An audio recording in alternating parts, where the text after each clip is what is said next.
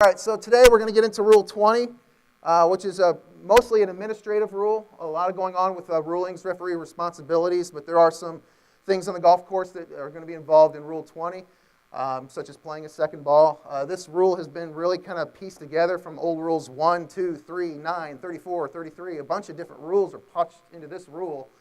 But it also kind of makes sense that we're all doing it at the same time. When we go through these rules, you kind of see the progression of it. So we're going to talk about resolving rules issues during the round and rulings by referee and committee. 3 subsets to this. We're going to talk about what we're going to do during the round. We're going to also talk about rulings and issues that happen under the rules, when we can change a ruling, when we must change a ruling, timely rulings, so on and so forth. And then situations not covered by the rules, which might sound familiar to the old equity rule, but it's pretty much the same thing. All right, some notable changes. The player does not announce which ball he or she wishes to score with while playing 2 balls. The first ball is treated as the one selected. So if you don't say anything, whichever ball you play first is going to be the ball that you have selected. It's not necessarily the ball that's going to count. That's not what this rule is saying, but it's going to be the ball chosen by default that the player wants to count. Okay, the naked eye standard has been introduced to disregard breaches that could not have been seen with the naked eye or were otherwise not possible to know. So if we're talking video evidence here. So if we have to find video evidence to see if something has happened, we're going to disregard it. We're using the naked eye standard. Yep. The first one, what's the notable change from the old? The selection of the ball is the notable change. If you do not select which ball you want to count in a 2-ball situation, the rules of golf say the first ball you play is going to be. That's a change. That's a change from last year. So.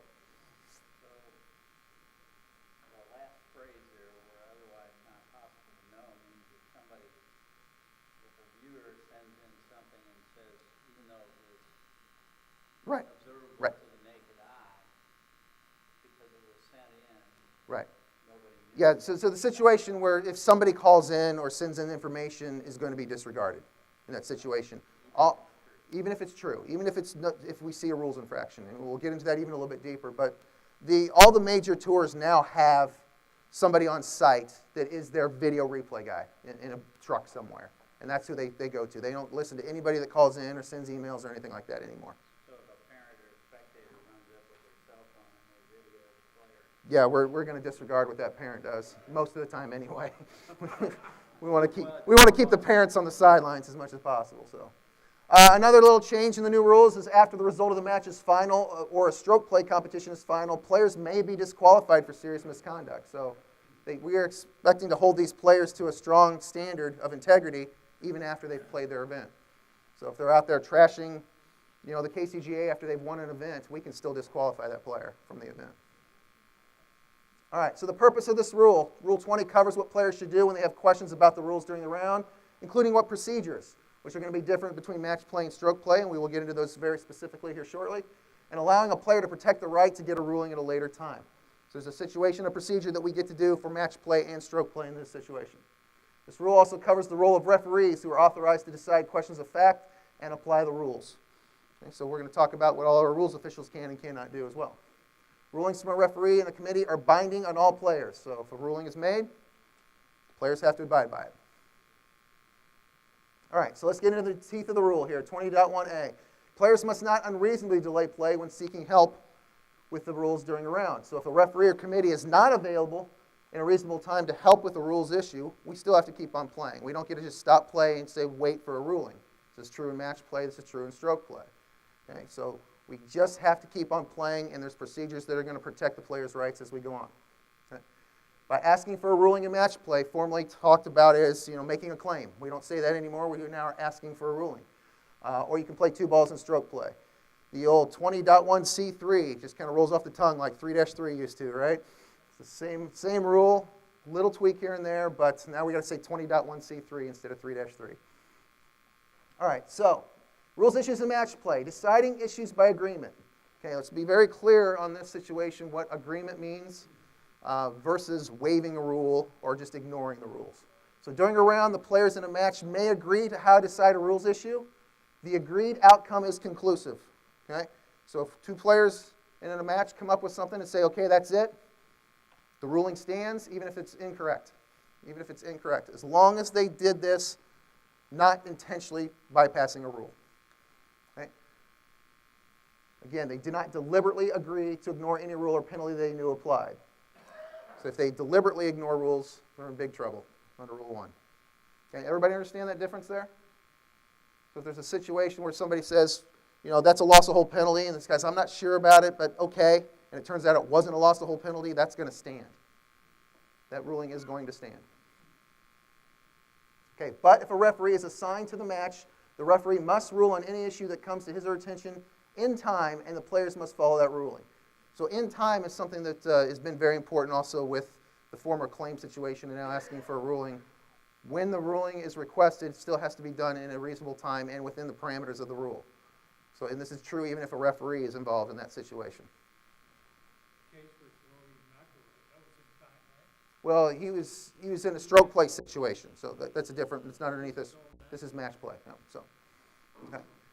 So, in the absence of the referee, if the players do not agree or have doubts to how the rules apply, either player may request a ruling under 20.1b2. So, what this means is we got to keep on playing, and there's going to be a disagreement going on, and we might have a situation where the match status might not be known for a number of holes. So we could be waiting on getting a ruling. But the way that this situation works is if Doug and I are playing in a match, and I do something that Doug thinks is wrong, and I don't think it's wrong, I'm still going to keep on playing my ball. Doug can make a request for a ruling, but we're still going to keep on playing. We're never going to play two balls in match play. We cannot play two balls, but that's how the procedure will work in match plays. Somebody has to keep on playing. There might be a disagreement going on, and then we'll get a ruling as soon as we can. And that ruling might even come after the match. If that's the earliest we can get to a ruling, that's going to happen. So we just have to keep on playing in that situation. Hopefully we can get a ruling during the match so we can adjust if we need to on the fly. Okay. So when a player wants the referee or committee to decide on how to apply the rules to his or her play or the opponent's play, we have to make this request. This is not that different than it used to be. It's really not. We still have to do things in a certain way. Okay. So if the referee or the committee is not available, the player may make the request for a ruling by notifying the opponent that a later ruling will be sought when a referee or committee becomes available. So player A has just got to say something here to the player B and say, hey, I think that's wrong, I'm going to get a ruling. Some sort of thing. It's not, we don't need special words involved like we do with the word provisional or anything like that. We just need to make sure that the players in this situation know that the request for a ruling has been made. Yep. I was reading this in match play. Mm-hmm. You never really know when the match is final. Well, you know when the match is final, when it's final. Yeah. During the match, something's. I guess your point being something could have happened. Yeah, when the last hole of the match is done, or when the match has been termed final by the terms of the competition. Yeah, it's generally going to be final. But if there was some cheating going on or something like that, we can come back 10 years later and disqualify the player. But if you have to make a claim on the last hole of the match, you don't know that it's the last hole of the match sometimes. Sometimes you don't. Yeah, and the question is sometimes if you have to make a request for a ruling and on the last hole of the match, and let's say it was 3-2, it wasn't an 18-hole match, it finished after 16 holes or something like that, you may go into the clubhouse, get your ruling, and have to go back out. You may, because the match will continue. I mean, the ruling might change the status of the match. No. All right, so a ruling will only be given if the request is made in time, which depends on when the player becomes aware of the facts creating the rules issue. So there are some trigger points here that are going to let us know whether or not the request for the ruling is valid. Okay. So far we've got here, the player may make the request for the ruling by notifying the opponent. We're going to check with the referee when that happens. So let's figure out what the times are. Okay. So before the match is final is generally going to be one of the things that we talk about with most claims. Most situations are not going to happen after a match is final, but most of them are going to happen during the match. So when a player wants that referee to decide that, we got a procedure that we're going to go through here. Okay. So when we have come up with a situation where we're going to decide it by agreement. Okay, so we've got that procedure. All right, we're going to skip this point right now. We're going to go say, all right, we're just going to agree on something here. In the absence of our referee, if we have a doubt as a procedure, either player may request a ruling or we may just say we agree on the situation. Okay, this is not waiving a rule. Please understand this difference. This is not waiving a rule. So a ruling will be only given to a request and made in time, which depends on when the player becomes aware of the facts. So when the player becomes aware of the facts before either player starts the final hole of the match, so this is during the match, okay, the ruling request must be made before either player makes a stroke to begin another hole. Okay, so in this situation, if something happens on the fourth hole, okay, and the players know about this, you can make a request before you tee off on the fifth hole. It's not before the next stroke is made. Okay? That's a common misconception in when a timely request is made, is that it's got to be made before the next stroke. That's talking about what was termed wrong information before, if everybody remembers that old rule. Okay, but what we're talking about for making a request for a ruling, you've got to do it before somebody tees off on the next hole. So you can see something happening on the tee of the fourth hole, play the entire fourth hole, go over to number 5, and make your request at that point, as long as nobody has made a stroke on the fifth hole. Okay. When the player becomes aware of the facts during or after the completion of the final hole of the match, the ruling request must be made before the result is final. Okay. This has changed just a little bit because this used to be before walking off the final green. Okay, so now we've made this before the match is final. This is match play, so there's no scorecard involved in that situation. Okay, so if we get to the point where the 3-2 match, for example, that we're talking about on the 16th hole, okay, we can still make that request as we're walking into the clubhouse to report the result. We don't have to wait, or we don't have to have that stop right there on that 16th green. So we can make that request anytime before the match is final, which is going to be determined by the terms of the competition. Generally, it's when it's posted in that situation. Right. Are you talking about making the request to your opponent or making your request to an official? So what is the procedure? Yeah, absolutely. It has to be both in that situation. We have to let the opponent know that we're going to make a claim for this request of a ruling, and then we have to, at that point, we can go talk to the committee about it. So if you don't tell your opponent about it, and you just kind of walk off, you're okay provided you're in time, which would be before the match is final, or before you tee off on the next hole. But all that still has to happen before that. So if you're walking to the clubhouse, You request the opponent, and then you can go to the next hole and hit a shot? yeah, absolutely. So the question is, so if, for the example that I used about 4 and 5, okay, so if we say on the fourth hole that I'm going to request a ruling, we're good there. So now if we tee off on the fifth hole, the ruling request can still be made with the committee when a committee member becomes available. Yeah, that doesn't erase it if you don't have to tell the committee member before it. But the situation that we were talking about here, when the match is final, you're going to the committee at that point to report the result of the match. But in this case, you do have a claim going as well. In that situation, if an official drove up, as is the other case, he could make a decision and ruling before that. Yeah, if an official comes up, you can request that decision to be made as soon as possible. In fact, both players would probably want that. They would want to know what the status of the match was of that case. Yeah. All right, everybody clear on that? I know that I backtracked it, but hopefully I got us back on the right track. So. Let's go back to your example of 16th hole. Okay. And there's a dispute on the 16th hole. There's one way the match played with the other way they were supposed to tee. Right. Would you encourage players to go ahead and play the 17th hole? So the question is, so if we have a ruling on the 16th hole, if it goes one way, we've got a match final. If it goes another way, we keep on playing. Well, the procedure actually is pretty clear about what we're going to do. If we're going to make a claim, okay, whatever happens in that situation, the result of the hole is going to be played. So if you and I are playing the 16th hole and we have an outstanding request for ruling going on and you win 3-2, we're probably going to head into the clubhouse, and we're going to get that ruling made, and we might have to come back out. So there's no reason to keep on playing because we don't know if we need to or not. But if you do play, that's fine as well. Okay, in that situation, because you're going to still get the ruling. If two people agree, okay, we don't know half the hole, Right. and they're walking down toward the next tee, and an official then comes up and says, "Leave down, it's closed." Okay. Would that be conclusive? So if two players agree to have a hole halved within the rules, the stroke has been played or whatever, and two players say, okay, let's just have this hole and move on, and they're moving on, and the referee comes up and says what's going on, the hole's been halved. It doesn't matter from that point. Okay. Yeah, the referee could say, well, this is how it should have played out, and the players just have to say, okay, great, we're going to the next hole because the hole is halved. Yeah. All right. So the second situation, if this player does not make the request in this time, a ruling will not be given by the referee or the committee, and the result of the holes in question will stand, even if the rules were applied in the wrong way. Okay, so this is one of those situations where if we don't have a timely request, the ruling is going to stand. We're going to play the match as stand in that situation. So whether it's a match question or a hole question or a stroke question, it doesn't matter at this point. Okay, if the request is not made in time, it stands. Okay, we're not going to go back and change it. All right.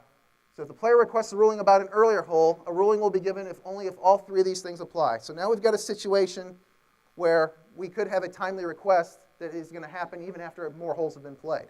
So the three things that need to apply. The opponent breached rules 3.2d in one way. So either giving the wrong number of strokes taken or failure to tell about a penalty.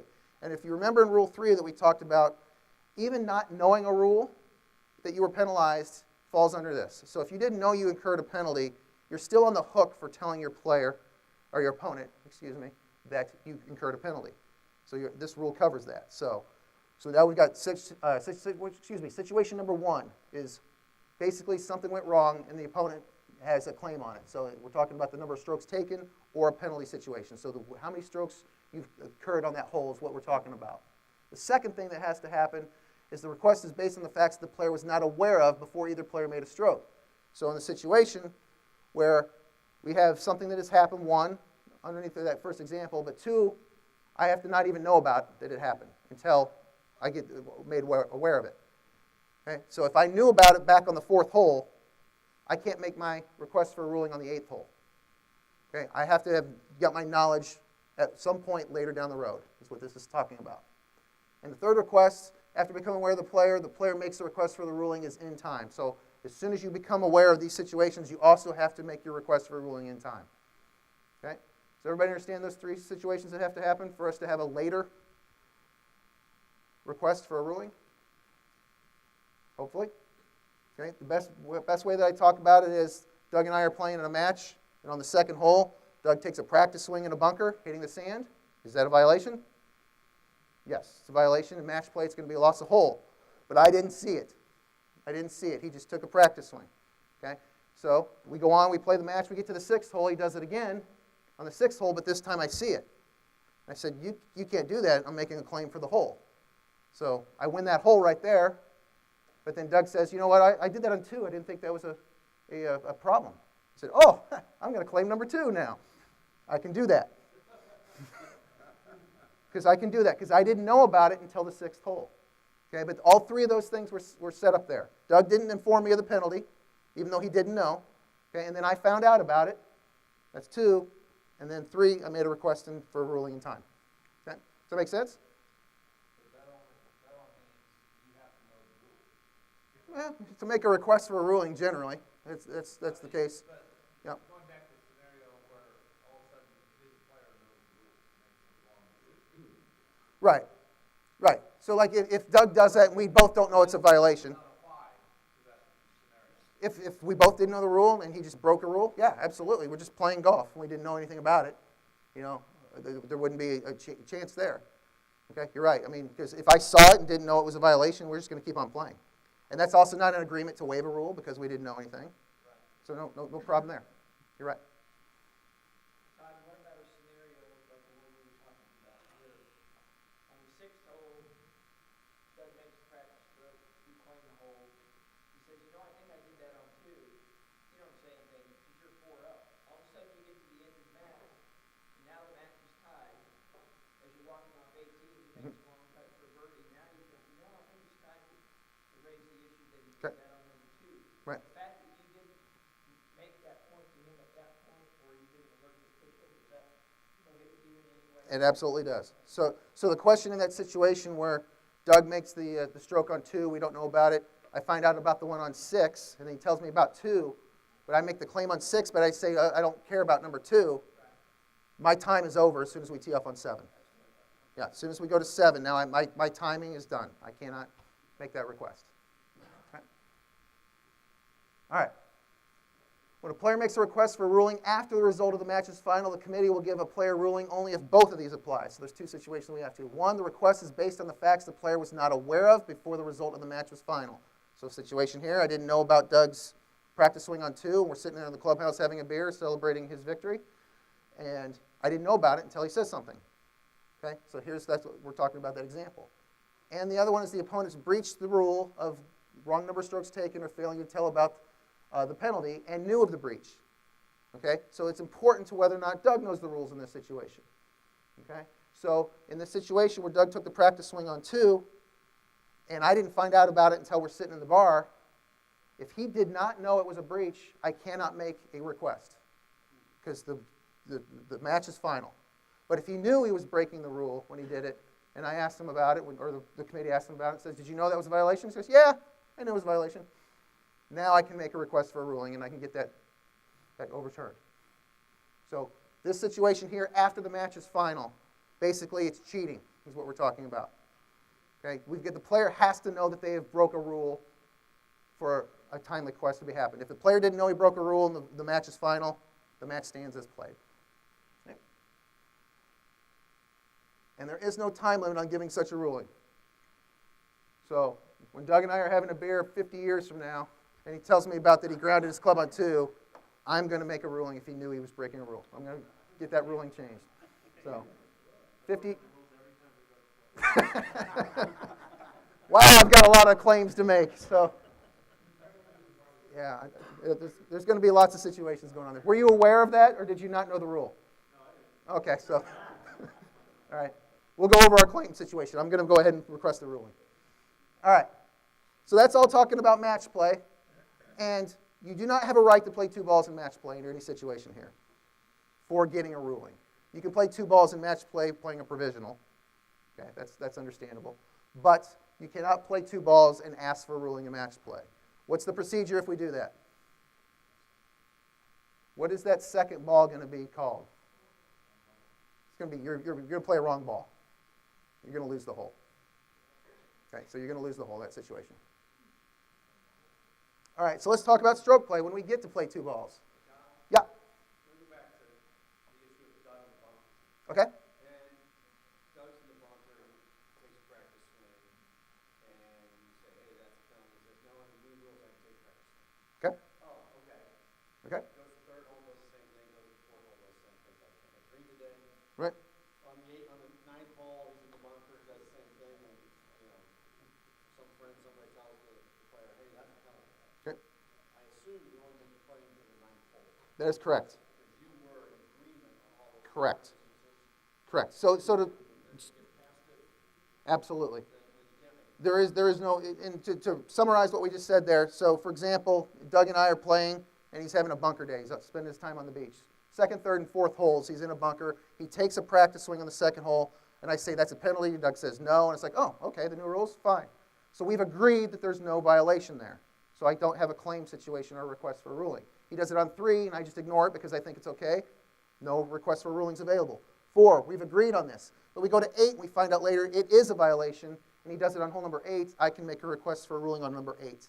But the other holes don't matter because we were in agreement at that point. Okay? Very good point there, Pat. Well, I can lodge a complaint all I want. Maybe find another guy to play, but, you know.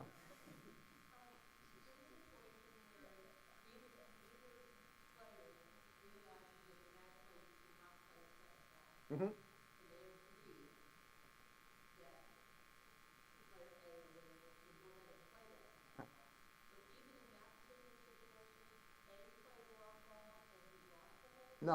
No, because the players have agreed. And the question was, if 2 players in a match don't know you can't play 2 balls, and they go ahead and go through the 2-ball procedure, and both sides say, okay, go ahead, play a 2nd ball, there is an agreement there. And as long as they don't know that that is a breach of a rule, they're fine. But if they look at each other and say, yeah, that's a stupid rule, we should be able to play 2 balls, now we've got a disqualification going on. But because both players did not know the rule, they've agreed, playing a wrong, they don't even have a request for a ruling in time unless if they tee off on the next hole. So very good point there.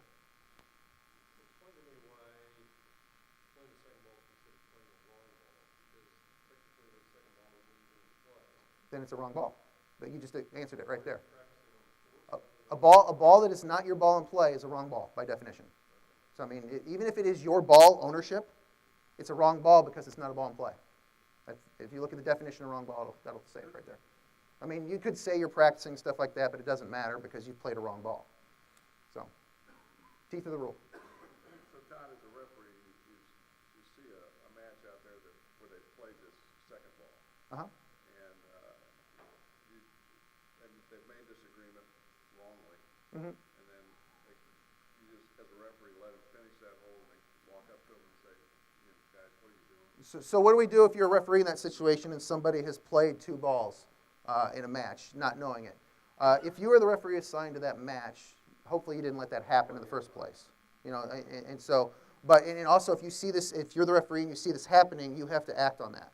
You have to immediately act on that. But if you come up and you're just a rules official, not assigned to that, your situation is just letting them play the hole out because they've agreed to do this is correct. Let them play the hole out and say, you can't do that. So moving forward, please don't do that. So. Kind of wrong ball in that situation. Yes. So, that makes 5 or 6 strokes with that second ball. Uh-huh. You don't repeat that one. Well, it's match play, so he loses the hole. Yeah, so it doesn't matter after that. Yeah. All right, so let's move out of match play and go back into stroke play. So there's no right to decide rules issued by agreement. So while it's okay to do it in match play, agree to a rule situation, whether it's right or wrong, in stroke play, you don't have that option. You and a player that's playing in the event cannot agree to apply the rules in a wrong way or to come up with an agreement that is binding. So if a referee of the committee is not available in a reasonable time to help with the rules issue, the players are encouraged to help each other, but they have no right to decide the rules issue by agreement, and any such agreement they may reach is not binding on any player, referee, or committee. So they may come up with an answer, what they think is right, but it's not binding. Okay? So even though the players think that they've got the procedure figured out, and they might have it right, great, but if they don't, they still need to let the committee know or get the correct ruling. So, and if they do this intentionally and go around a rule, obviously we are going to disqualify these players.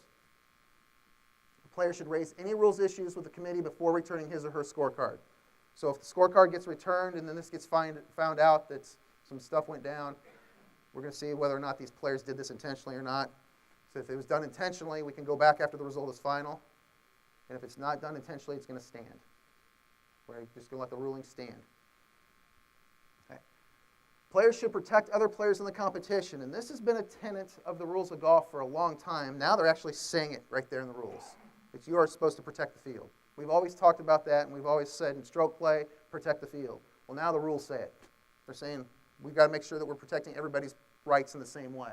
So if a player knows or believes that another player has breached or might have breached the rules, and that other player does not recognize or is ignoring this, the player should, highlighted, tell the other player, the player's marker, referee, or committee. So if Doug and I are playing in a stroke play event now, since we can't play match play anymore because I've won them all after all the rulings have been changed, so if we're playing a stroke play event and I see him do something, it's my responsibility to tell him it's wrong. I have to say that, okay? And if I don't, I'm going to be okay, but it says here we should do that. It's the responsibility to kind of protect it, okay? Moving forward on that, and it should be promptly done after the player becomes aware of the issue and no later before the other player returns his scorecard, unless it's not possible. So I got to let Doug know, or the committee know before he returns his scorecard that he did something wrong. It's my responsibility in that situation. Yes? You saw on TV this week the backstop, the ball, Yep. what should be the rule? So I didn't see the exact situation of the ball. Right?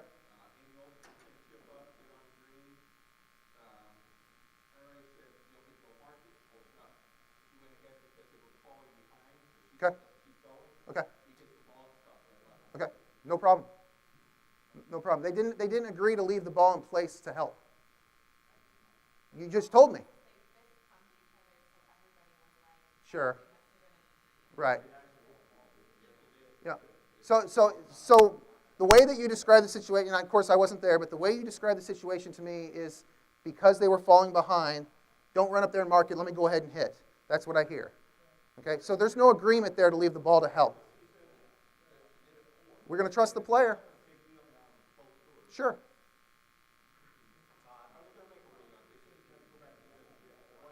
Right. We have to ask the players what they were thinking. That's the only thing we can do. Intent. We have to ask. And it sounds like to me, just like I said, with the way you described it, there was an intent there. But if there was, then, and they knew that they were doing something wrong, then we're going to go back and make an adjustment in that situation. If we talk to these players and find out, yeah, I left it there to help her, now we've got a situation. And they knew that they couldn't do that. Now, if they didn't know they couldn't do that, then the ruling's going to stand, and we're not going to change it. But if they knew they were breaking a rule, we can go back after the competition is final and change it. The players? The players weren't sure of the rule? Okay, then they're going to probably be okay. Yeah, they're fine then. They're fine. It sounds like they were just trying to save time. Okay. Yeah, and that's fine. It doesn't matter where they were on the golf course. I mean, they could. Well, 18 is a checkpoint for the KCGA. I mean, they've got to finish it at a certain time. I mean, every hole's got some sort of time limit. So, but yeah, I mean, it sounds like we've got some ideas here of trying to penalize somebody, but we need to figure out what the situation was. Okay, we can't just drop a penalty on it thinking we knew what had happened. So, but you're absolutely right. If they agreed to leave that in place and knew that they were breaking a rule, we got to go back and do something about it. What made it look suspect was as they were walking up to the green, kind of as a joking thing, like, well, we met, I hit the ball, kind of Yeah. high-fiving each other. Right. Sure. But that, Well, I mean, that's fine by me. I mean, giving a high five is, I mean, oh, you hit my ball, ha, ha, ha, boom. Yeah, no big deal. But if they're looking at each other and there's something there, we can deal with it in that situation. Some kind of verbiage that would clarify this between the two players, there's no doubt that they're trying to, We're just going to have to ask the players in the situation there what's going on. I mean, how many times have somebody hit a shot with another ball right next to the hole just to play quick? We've all done it. We've all done it, right? So if there's a question to whether or not what their intent was, we've got to ask the players. And I can't stress this enough. I said we've got to know what the intent of the players was. we're not being this to that. We have. That person, the interviewer asked them, the intent was speed up play, nothing. Okay. That was the And then it would be done with me. If I was on that committee and I heard that, the intent was to speed up play, we're done. We're moving on. Okay. So.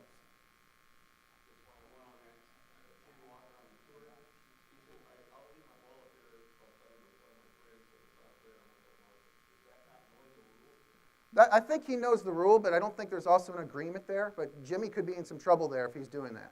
He could be, because he's violating the rule. He might be violating the rule by himself, and nobody else will get in trouble there. So you better watch what he's saying. So, because now he might have some intent that we're talking about. This is the last whip on the horse today. Okay, if they're talking and you say, here's the player's ball, it is, I'm going to mark that, and then the other player goes ahead and hits, then where would you be? So if somebody says he's going to mark it and the player goes ahead and hits, there's no agreement there to leave it to help. So there's not going to be a violation in that situation. You know, sure. Right. Yeah. All right, moving on. All right, so here's a situation if we were protecting the field and the player decides not to say anything. So if the player fails to protect the field, the committee may disqualify the player under Rule 1.2a if it decides that this was serious misconduct. So if I'm playing with Doug and he just doesn't hole out on the second hole, and I said, hey, you got to hole out in that situation or whatever. He goes, nah, it was good. It was inside this. And I don't report it to the committee, and the committee says, you know what, Todd, you should have told him. We're going to disqualify you. They're well within the rights of doing that. The committee is going to decide whether or not the player not reporting this is basically a serious breach. Okay? So it's a may, it's not a should disqualification. All right. So let's talk about playing two balls under 20.1c3. So if a player is uncertain about a right procedure while playing a hole, so this is if the player has any doubt of what to do. If the player is not sure of what to do, he has the right to play two balls. He can play two balls and request a ruling. Okay? The player must decide to play two balls after the uncertain situation arises and before making a stroke. So same situation that we've always been used to. If you're going to play two balls, you've got to announce it and go through that situation before making a stroke. You can't go back and play a second ball. Okay? Players should choose which ball will count if the rules allow the procedure used for that ball by announcing the choice to his or her marker or another player before making a stroke. So not a requirement to tell which ball you want to count, but you should do it. Okay? The player does not choose in time. The ball played first is treated by the ball chosen by default. Okay, this is that little change that we talked about right here. So if a player is playing two balls and doesn't tell which ball he wants to count, whichever ball he plays first is going to be the ball that is chosen by default. Not necessarily the ball that's going to be selected for the score, but it's going to be chosen by default. The player must report the facts of the situation to the committee before returning the scorecard, even if the player's score is the same with both balls. This is not a change at all. If you ever play 2 balls, you have to report to the committee, or you're going to get DQ'd. Okay? Player's disqualified if he or she fails to do so. So even if you make the same score, you've got to go do it. You've got to report to the committee. Okay? So if the player makes a stroke before deciding to play a second ball, the rule does not apply, and the score that counts as the score played with the ball before the player decided to play that second ball. So this is a situation, if you have something you're not sure about, you go ahead and make a stroke with the original ball, and you say, well, I'm going to go ahead and play a second ball. You can go ahead and play that second ball without penalty, but you're not going to get to choose it. The original ball is going to count. The rule does not apply in this situation, but you're not penalized for playing that second ball. Okay? All right, a second ball played under this rule is not the same as a provisional that we talked about last week. Okay? You're just playing 2 balls trying to get a ruling. It is not a provisional. All right, so now we're going to talk about this committee's decision for the score in the whole. What's going to happen? It's laid out here in the rules exactly how we're going to do it. So I've got some examples here of what we're going to talk about, of how the committee will come to a decision here. So, all right, so when a player plays 2 balls under this rule, the committee will decide the player's score for the whole in this way. So first of all, if the score chosen, or the score with the ball chosen, whether by the player defaults, whether the player chose this or didn't say anything, we're talking about now the first ball that he played in this situation, if that ball is going to count if the rules allow that procedure to be used. So for example, a player is unsure if a ball is in a flower bed is entitled to relief or not. He correctly plays 2 balls and selects the drop ball to be chosen. The committee determines relief must be taken, so the drop ball will count as a score. Pretty straightforward, right? Okay. Number 2, if the rules do not allow the procedure for that ball, the chosen ball, the score with the other ball played counts if the rules allow the procedure for that ball to count. So the example there is, if a player is unsure if a ball in a flower bed is entitled to relief or not, he correctly plays 2 balls and selects the original ball at rest to be the ball chosen because relief would put him behind a tree. The committee determines that relief must be taken, so we have to count that drop ball because the original ball was not played within the rules. The committee decides that you can't play from that flower bed, so even though you chose that ball, we're not counting that one, we're counting the other one. Okay, good on that?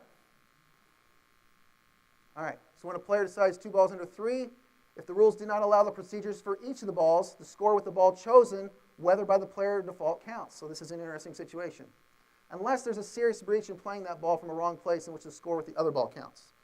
Okay, so if we have a situation where a ball is not played within the rules, but it's not played from a serious breach, we're going to count that ball. For example, a player is unsure if a ball in a flower bed is entitled to relief or not. He plays 2 balls and selects the drop ball at rest to be chosen. However, he drops the ball closer to the hole than the reference point. The committee determines that relief must be taken. The drop ball is going to count as a score with a 2-stroke penalty still applied. Okay, so the other ball was not played in the rules either in that situation, but the ball that we are going to count still carries that penalty from a wrong place. It's not a serious breach. So both procedures were incorrect in that situation. We've got to count 1 ball. Okay? And then, of course, if there was a serious breach by playing each ball from a wrong place, the player is going to be DQ'd. We've given this player lots of chances to get this right. Now we're to the point where you've messed them both up severely. You don't deserve to be playing golf today. So if a player is unsure where to drop from a ball from a flower bed, either left or right, he drops 1 ball left 20 yards away from the relief area, clear of all the trees. The other ball right 15 yards closer to the hole. The committee determines both balls are a serious breach. This player is disqualified. Okay? I hope this doesn't happen, but this is an example of it. Okay? Now, all strokes with the ball that does not count, including strokes made in any penalty strokes solely from playing that ball, do not count in the player's score for the hole. Okay?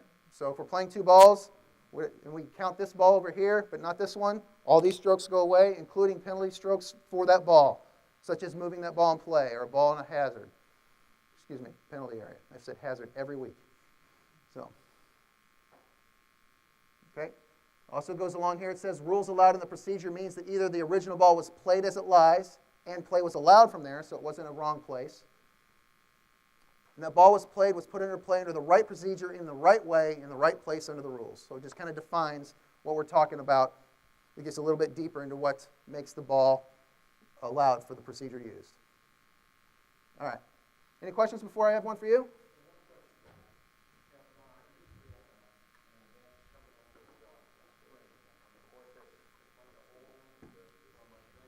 Okay. And the committee marks a lot of holes.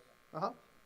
But a ball is obviously in a hole that's not marked, but it should be marked. Okay. So you can take an unplayable line, or if you want to take an unplayable line and play a second ball at the same time.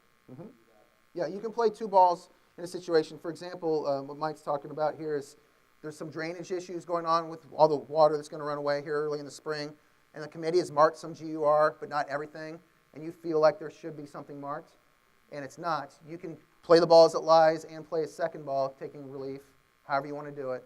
And also, if you play a ball taking what you think is an unplayable ball rule, you might also be taking free relief from ground under repair, and the committee can say that that's free relief, not an unplayable ball. They can do that. That's fine. So that would be the correct procedure to do. Absolutely. Yep. Yeah. If you're not sure if something should be ground under repair, you can always play a second ball. Yep. Carol.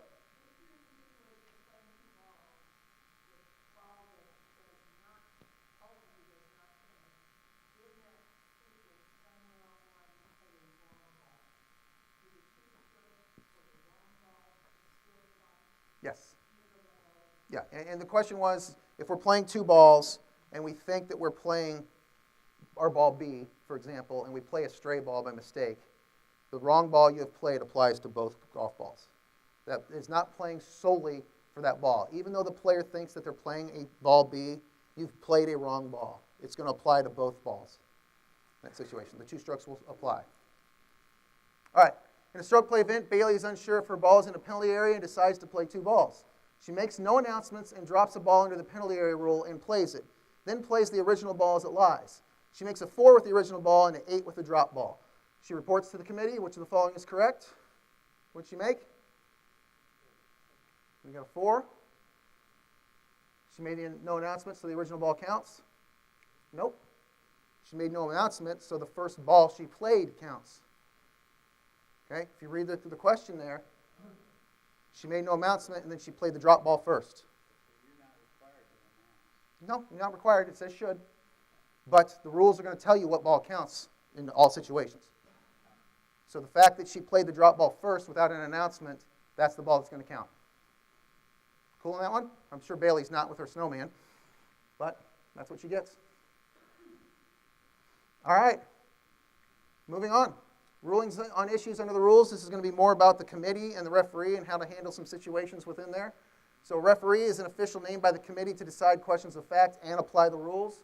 A referee's ruling on the facts or how the rules apply must be followed by the player. So there's that word must. Right? So a ruling is binding. A player has no right to appeal a referee's ruling to the committee. I put Paul Azinger up here. If you guys watched this last weekend, Paul was one of the announcers. And the Rory McIlroy situation. Paul was kind of chiming in, and he made the statement, he goes, well, if I were Rory, I'd ask for a second opinion. Those were his exact words. And Rory does not have that right. Rory does not have the right to ask the second opinion. I mean, I guess he could ask it, but we don't have to actually go and say, okay, well, we'll get a second opinion. Okay, so the rules say a referee that is going to make a ruling, it's binding. It's binding. The referee may seek the committee's help before making a ruling or refer a ruling to the committee for review, but is not required to do so. Okay? So I really would like to see if anybody here made a ruling and the player asked for the second opinion, you would say yes. There is no reason for us to say no in that situation. Okay? We've got radios. We've got a lot of knowledge when we're out there at an event. Please use all that knowledge that's out there. All right, when there's no referee to give a ruling or when the referee refers the ruling to the committee, the ruling will be given by the committee, and that committee's ruling is final. Right? If the committee cannot reach a decision, the RNA's decision or the USGA's decision is final. Okay? That's as far as we go. I don't know who we'd ask after that anyway. All right, so the naked eye standard. New little add to the rules here. Applying the naked eye standard when using video evidence. When the committee is deciding questions of fact and making a ruling, the use of video evidence is limited by the naked eye standard. So if the facts shown on the video could not reasonably have been seen with the naked eye, that video evidence will be disregarded, even if it indicates a breach of the rules. So the Anna Norquist situation, where she touched 3 grains of sand after video review, if she didn't know she touched the sand, she's not going to get a penalty in that situation, even if we go back and find out later. Okay, so that's a change from what we did before. Okay. Even when video evidence is disregarded, the naked eye standard, a breach of the rules will still be found if the player was otherwise aware of the facts. So, like I just said, if Anna knew she touched the sand in that situation, and the video evidence showed the 3 grains of sand moving, and we just happened to have those 2 things working together, but the player was aware that she had broke a rule, the rule will still be applied, and she will be penalized. If a ruling by a referee or the committee is later found to be wrong, okay, good example here that we were talking about, we got a player dropping from shoulder height, just happened with Ricky Fowler over the weekend, okay?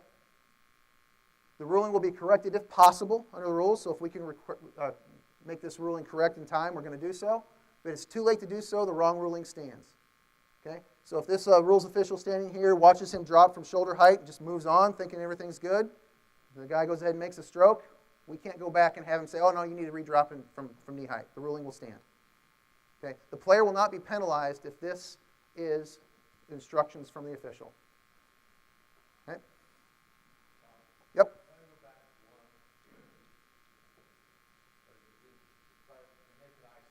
Uh-huh. Did I understand you correctly to say that USA or KCGA, whatever it is that puts on the tournaments on everything, Uh-huh. they have these cameras everywhere? Mm-hmm. So basically there must be a ruling then by... It's right there in the rule. It says right there it's limited. Okay, so we can use video review, but it's going to be limited to what we can see with the naked eye. So we're not going to get in there and zoom in and do all this slow motion stuff. But the USA or KCGA will. Well, they'll use video, yes, but they're not going to overturn something if it can't be seen by the naked eye. If the video happens to see something that the naked eye couldn't see, it's going to be disregarded.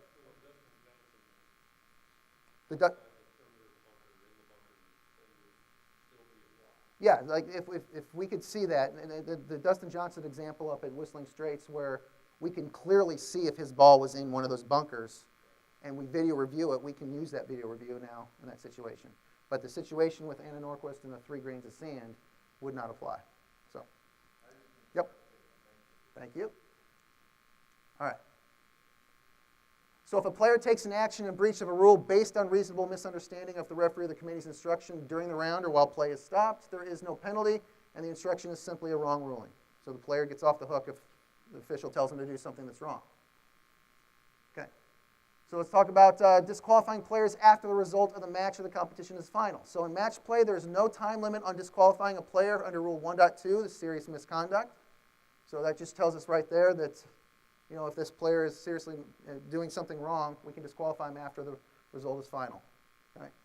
Or deliberately ignoring a known breach or penalty, or agreeing with another player to ignore any rule that they knew applied. And this may be done after the result is final, and there is no time limit. So, again, this is the situation where I'm going to go back and redo all of Doug's matches with me. I can't even imagine that he's going to win one of them in this situation because he's always got a ruling going on. So, okay. In stroke play, normally a penalty must not be added or corrected after a stroke play competition is closed, which is when the result becomes final, however the committee sets it, depending on the event.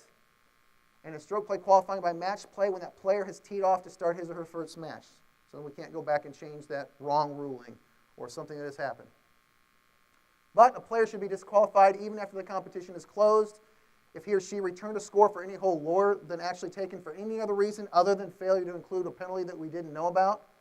So that situation where Doug took a practice stroke in a bunker and didn't know it was a violation, and we find out the next day that he did it, he's not going to get penalized. We're not going to do anything about it. Okay? Or if he knew before the competition had closed that the return scorecard showed a handicap that was higher than the actual handicap. So if Doug goes into this event and he puts down a handicap of 10 when he's actually an 8, okay, he's going to get disqualified if he knew that he was doing it on purpose. It also has to affect the outcome of the event, like we've talked about before, whether the strokes actually affect the outcome. Also, number 3, if he knew before the competition had closed that he or she was in breach of a rule with a penalty of disqualification. So if Doug is playing around with a non-conforming golf ball okay, and just does it the whole entire round or something, and he knows that it's a violation, we're going to go back and DQ him. Okay? Or if somebody deliberately agrees with another player to ignore any rule or penalty that they knew applied. So the situation where we're playing stroke play, anything inside the leather is good today. I know we're supposed to hold it out, but we're just going to pick them up. Okay? If they know that's a breach of the rules, we can go back, no time limit, and disqualify these players. Committee may also disqualify a player under Rule 1.2 for serious conduct after the competition is closed. Okay? So again, we do have some latitude of what we can do with a player after the competition is closed. It's not a binding thing in all situations. All right? Any questions on that? On like the timing of when we can go back and change a rule? Or change a ruling. Shouldn't say change a rule. Multi-day event. Okay? So if we have a multi-day event, the competition is still open until the final round is completed. So if we have violations like that happen between the rounds, we're still inside the competition. So we're going to have lots of penalties that could be applied.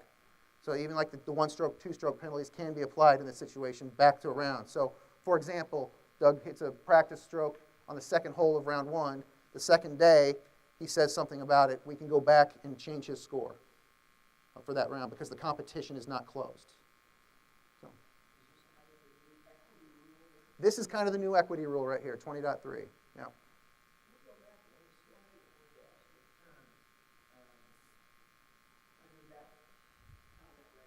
Uh-huh.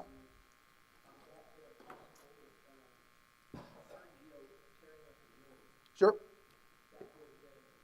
Absolutely. Sergio's example of him tearing up the greens. I mean, he did get DQ'd, but like if we found out about it even after the competition, we could go back and say, "You're out.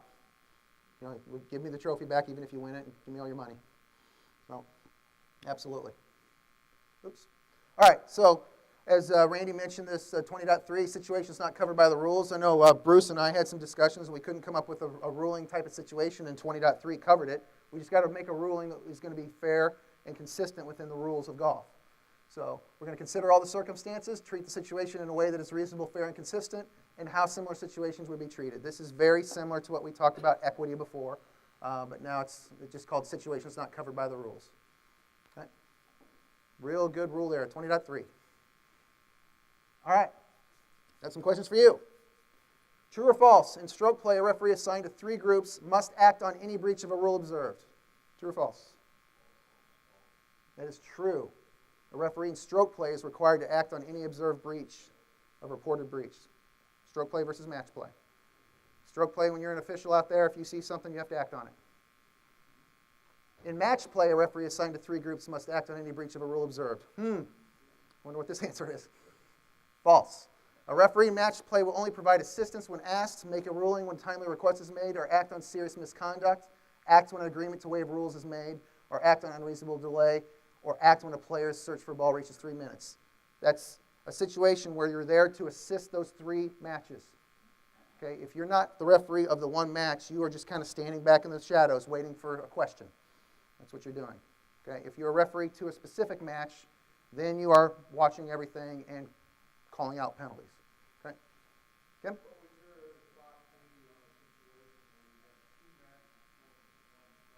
Very good question. So if we have 2 concurrent singles matches playing in a foursome, you're going to act on all of those breaches because you are the referee and you are seeing the entire match.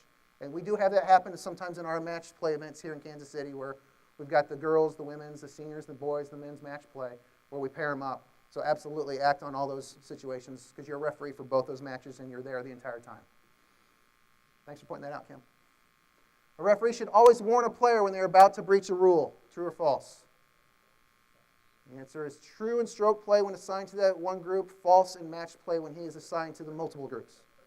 Okay, so what this means here, stroke play, you should always act on a breach that's going to happen. I said when you're assigned to one group, that's going to be a situation for match play. So if you're assigned to one group, you always act on it and try to stop something from happening. False in match play when you're assigned to multiple groups because the players are responsible for their own interests in that situation. You are there to assist and make rulings if they ask you. Okay? You are not required to do so. Would I try to stop somebody in that situation? Probably. I probably would. Okay? But not a requirement. So that would also be true in number 1. In number 1, in the situation? Question one up there. Yeah, in stroke play, a referee assigned to 3 groups must act on any breach. True. Yeah, absolutely. Absolutely. All right. So any questions on that? Bob? You know, when we're officiating, let's assume it's a USGA qualified attack. Are we that proactive then? Or are we just kind of always stayed in the background and you do what you want to do unless you ask for help? So the question is, are we that proactive in a situation? And the answer is yes, to a point. If you're a USGA official on the first hole and you see somebody 5 holes over about to breach a rule, I don't expect you to start screaming and yelling and moving over there. But if you're about to see something and can avoid a penalty from being applied to a player, we would like you to say something in that situation. Like if you see somebody dropping like this, go up there and stop them, if you can. For the most part, you are going to be waiting until somebody calls you over. That is true. But if you can stop a violation, especially in a USGA qualifier, which is a stroke play event, if you can stop a violation from happening, please do. Please do. Not a requirement, but we ask that you do that. Can anybody do it, like a Ricky Fowler dropping a fan? So could a fan point that? Absolutely. Any information that Ricky can get would help him in that situation. So, an official hopefully would have caught that, but nobody did. We knew it was going to happen. But, yeah, if anybody says anything, that's fine. Yeah, I mean, obviously we can't require outside influences to do anything, but Ricky can get that information any way he wants. So. If you're an observer, you see something happen a couple of times, would you be okay to walk that group and say, guys, just want to let you know that's not the way to drop the ball? Yeah, so if we get a situation as an observer and somebody's dropped a ball the wrong way a couple of times, I think we need to say something. I do. I think we need to get to them. During the point when the USGA had all that information out early on the rules and wanted some input on what was going on, I actually sent an email saying well, we need to come up with maybe a way of absolving somebody from penalty for a period of time from doing this, because we're all going to be so used to doing this, but it never got taken care of. Obviously, Ricky could tell you that. But if we can stop that at any time, we need to do that. So, in fact, if I saw it once, I would go say something to him. So. In essence, if you are in stroke play, you're there to protect the field, so you should say something. Sure. And in match play, the players, unless you're assigned the match play, the players can do whatever they want as long as they're Absolutely. Absolutely. Absolutely, yeah. Protect the field for the stroke play, match play, let them hash it out unless you're the referee. You're right. You got it.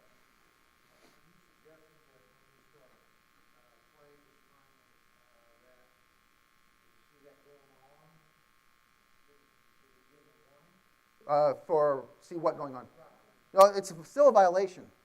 Yeah, I mean, we're not going to give them a warning. We're going to tell them that they've incurred a penalty. But we want to stop it if we can. Yes, yeah. We're not just going to give somebody a warning because they violated a rule. They got to suffer the consequences. Yes, yeah. If I see it, if I see somebody drop like this and make a stroke, we've got to penalize them. We've got to penalize them. Sure.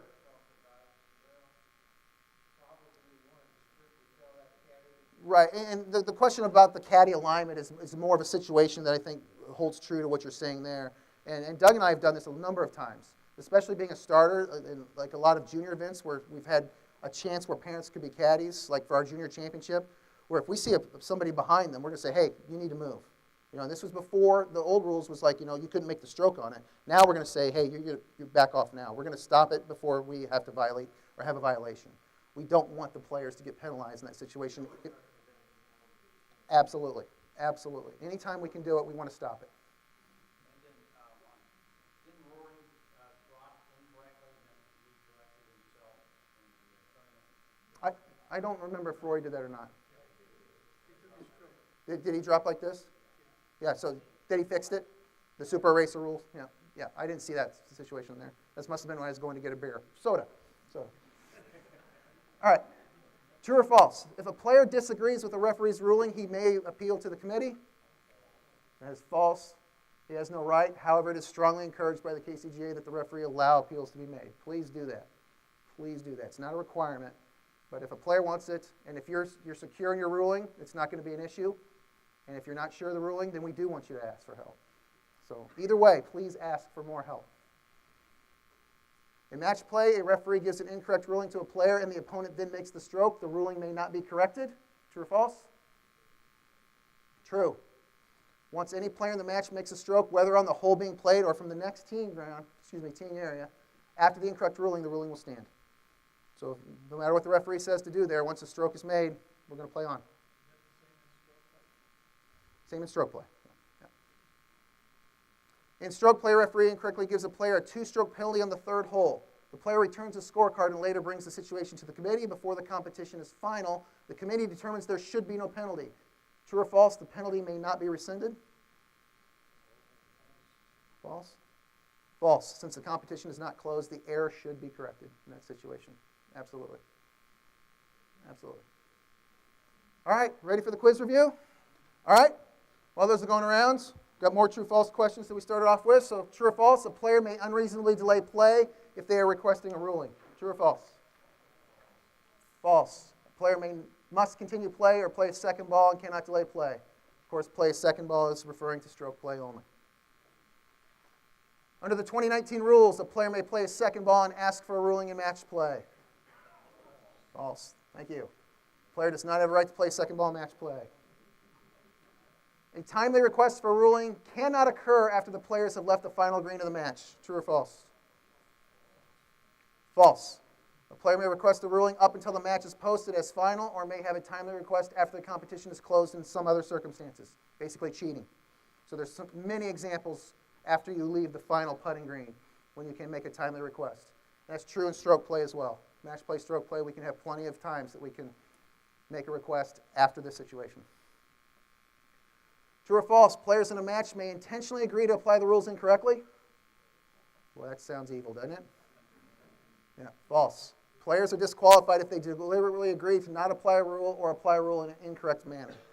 But in a match, doing it and coming to a conclusion that is incorrect by agreement, as long as they know they're not breaching a rule, that's fine, right? All right, so in match play, Bailey is uncertain how to proceed and elects to play 2 balls and get a ruling when she can, with no objection from her opponent, Taylor. Bailey does not know this is not allowed. Bailey wins the hole with both balls and eventually wins the match 1-up. The players report the match result and it is posted as final. Later that day, Taylor realizes Bailey was not allowed to play 2 balls and requests a ruling, which is correct. Does she have a request that's going to be in time in this situation? No. The match is going to stand as played. Bailey did not know she was violating a rule, so she wasn't cheating, and Taylor did not make the request in time. Okay. In match play, Todd and Jackie cannot agree if Todd just incurred a loss of hole penalty for placing a club at his feet before making a stroke. Since the referee was not available, not assigned to our match there, they have agreed to have the hole and pick up their balls. Before they tee off in the next hole, a referee dries up and Jackie requests a ruling on Todd's possible breach, which the following is correct. The hole is halved as agreed. Okay? We were in agreement that we were having the hole. We could do that within the rules. So anything that has happened doesn't matter at that point. Right? We did not deliberately apply a ruling correctly. If that referee was assigned to this match, Jackie's request for a ruling could be valid in that situation. Okay, but there was no referee for our match. So I got out of a loss of hole penalty, Jackie.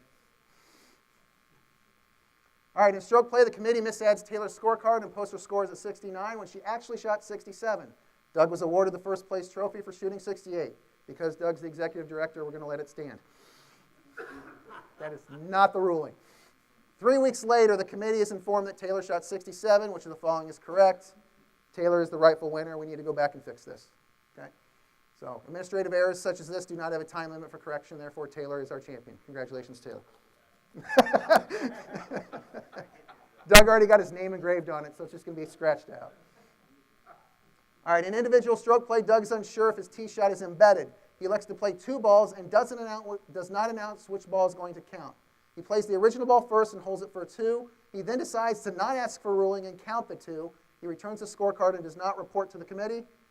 All right, so we should be done with that question right there when I said what? Didn't report to the committee. Yeah, Doug is disqualified for not reporting to the committee. When Doug decided to play 2 balls and made a stroke, he is now proceeding under 20.1c3 and is required to report to the committee. He's not required to hold out both balls, but if he did report to the committee and the committee were to choose the ball that counted as not hold, then he could be disqualified there as well.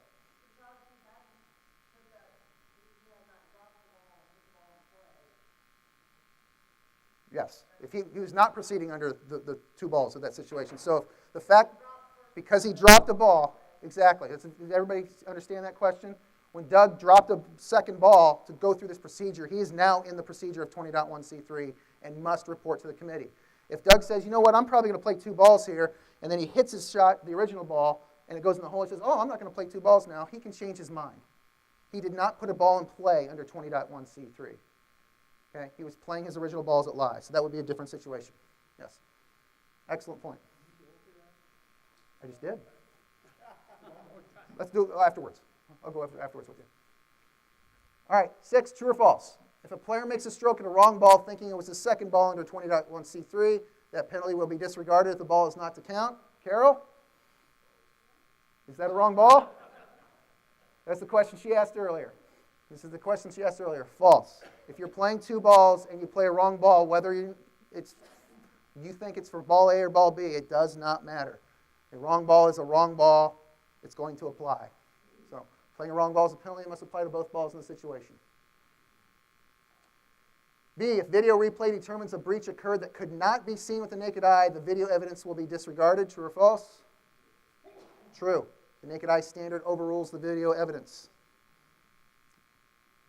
C, a penalty of disqualification cannot be imposed after a competition is closed. False. We've got a lot of examples where we could DQ a player after the competition is closed. A player who receives a wrong ruling must have it corrected even if the competition is closed. True or false? False. That word must is going to be important there. A wrong ruling must stand after the competition is final. There are numerous instances when a penalty may be applied or revoked, but not all wrong rulings must be corrected. Okay, so this isn't a blanket statement here. There are sometimes we can go in and change it, sometimes we can't. So it can't be every one of them. All right, just before everybody starts getting out of here, remember next week is Monday, not Tuesday. Monday, March 4th will be our last session of the year. We'll go over other forms of play and wrap things up for the first session of 2019 rules. So remember, Monday next week, not Tuesday.